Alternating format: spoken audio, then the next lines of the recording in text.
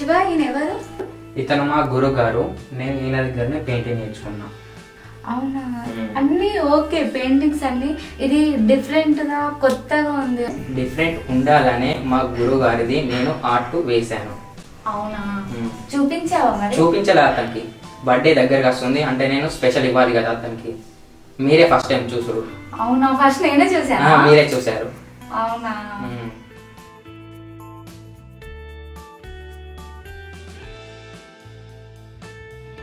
శివ, నాకు మా అమ్మమ్మ అంటే చాలా ఇష్టం. మా అమ్మమ్మది ఆ పెయింటింగ్ వేసిస్తావా? వేసిస్తాం. నీ నెంబర్ చెప్పు, నేను వాట్సాప్లో మా అమ్మమ్మది ఫోటో పంపిస్తాను. ఓకే.